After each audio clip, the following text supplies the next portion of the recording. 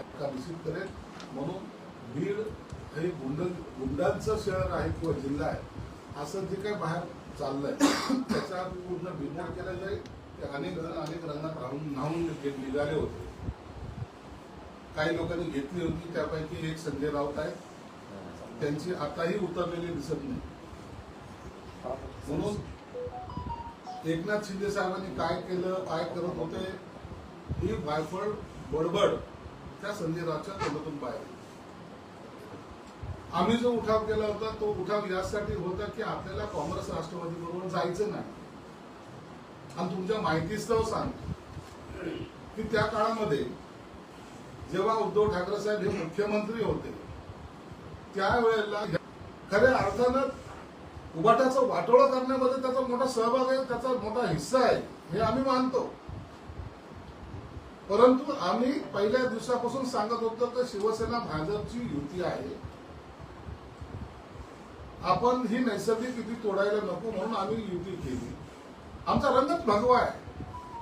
आणि काल शिंदे साहेबांनी स्पष्टपणे सांगितलेलं की आम्ही भगव्यामध्ये नाव निघणारे लोक आहोत, आम्ही भगवा घेऊन चालणारे लोक आहोत. शिवसेना प्रमुखांचे असेल, शिवाजी महाराजांचे असेल, संभाजी महाराजांचा असं असलेला भगवा हा आम्ही खांद्याला घेऊन जाणारे लोक आहोत. म्हणून ज्यांना भगवांबरोबर यायचं त्यांनी सांगितलंय की साहेब आपल्याला मुख्यमंत्री पदही देतात, आपण त्याच्यावर युती करायला पाहिजे. त्यावेळेला माननीय उद्धव ठाकरे साहेबांनी स्पष्टपणे सांगितलं तुला बोलायचं तर तू जाऊन बोल, आम्ही त्यांच्याशी बोलणार नाही, फोन घेणार नाही. आणि अशा पद्धतीने यांचं पहिलं साठलोट जे आहे हे काँग्रेस आणि राष्ट्रवादी बरोबर शरद पवारच्या आशीर्वादानं झालं होतं हे अख्ख्या महाराष्ट्राला नंतर कळालं.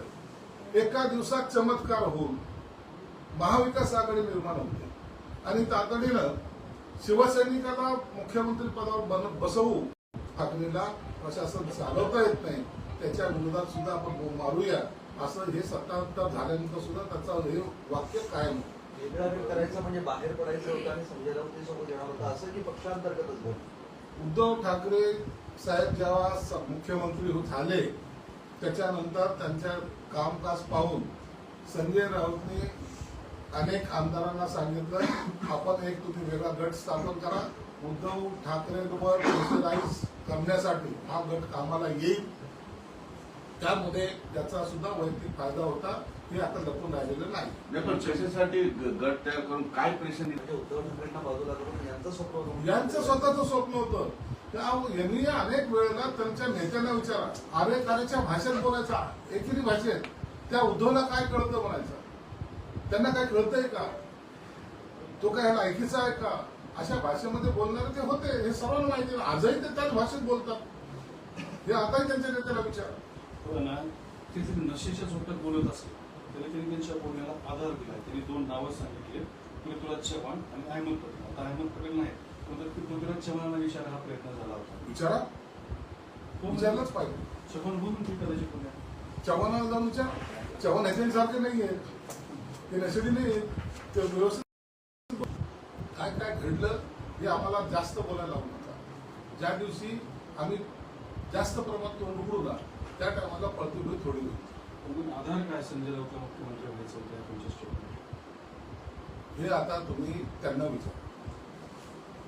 ही सगळी मरमर, ही सगळी धावपळ का करत होता साहेब?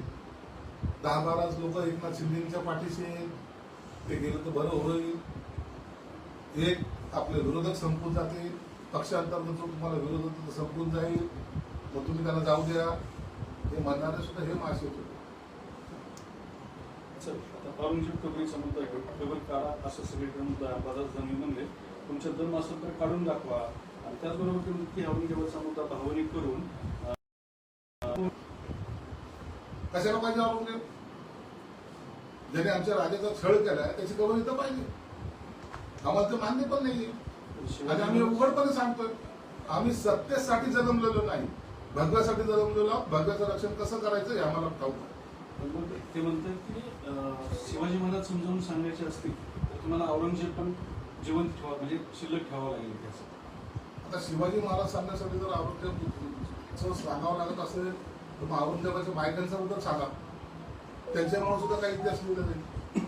कुठं जाताय तुम्ही, का त्याचे पोवाडे जात त्याचे तो मोठ्या प्रमाणात करायला लागला. त्याच्यावरती सडकून टीका सुद्धा विरोधी पक्षाकडून केली जाते. 2007 इथे मोठ्या प्रमाणात आत्महत्या मराठवाडा कदाचित शरद पवारांनी दिलेला सूचक इशारा असावा किंवा त्यांचा असलेला दिशा दाखवण्याचा प्रयत्न त्यांनी केला असावा. भविष्यामध्ये निश्चित असं घडेल की नाही हे आज सांगता येणार नाही. परंतु गेल्या 2 ते 3 महिन्यापासून शरद पवार ज्या पद्धतीने शांत आहे, ज्या पद्धतीने ते बोलत नाही आणि जे बोलतायत ते जे काही पॉझिटिव्ह बोलतात याचा अर्थ असा होता त्यांना स्वतःचं मूड कुठं ठेवावं याच्यासाठी जागा मिळत नाही. नेस्तानाबूत झालेल्या काँग्रेसने आम्हाला शांतपणे शिकवून आहे. शिवसेना भाजपची पक्की युती आहे आणि हे राज्य चांगल्या प्रकारे आम्ही चालून जातो. अंजली दमानी यांनी काल एक ट्विट केलं होतं.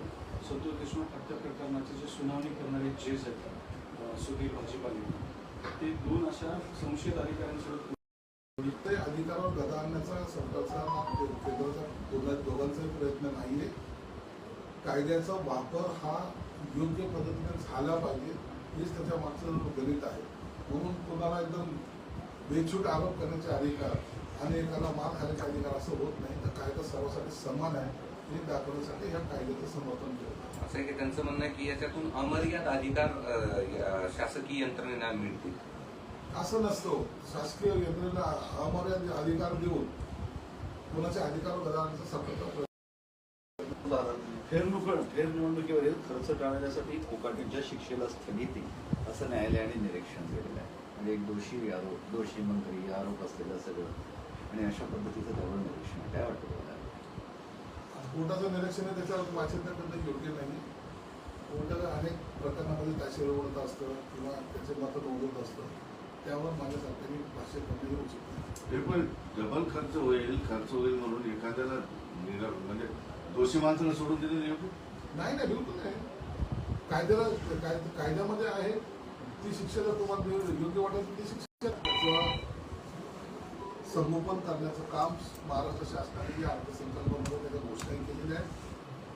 जे जे आमचे पूर्वज ज्यांनी या महाराष्ट्रासाठी योगदान दिलेलं आहे, त्या देशासाठी योगदान दिलेलं आहे, त्या सर्व समाधींचं असेल, त्यांच्या स्थळांचं असेल, हे आम्ही जतन हे करणार आहोत. थरारणीचं पण होईल. सर्वांचंच. जिल्ह्यातील उद्योजकांना खंडणी मागली जाते, ब्लॅकमेल केले जाते, त्रास दिला जातो. अशा लोकांचा बंदोबस्त करावा अशी मागणी उद्योजकांकडून होत आहे. मागणी करायची आवश्यकता पडलीच नाही पाहिजे. असं जर कोणी खंडणी मागत असेल, जो कोणी उद्योगाला आड येत असेल त्यांना मोकोका लावला पाहिजे, त्यांना डायरेक्ट जेलमध्ये टाकलं पाहिजे. संजय राऊत खबर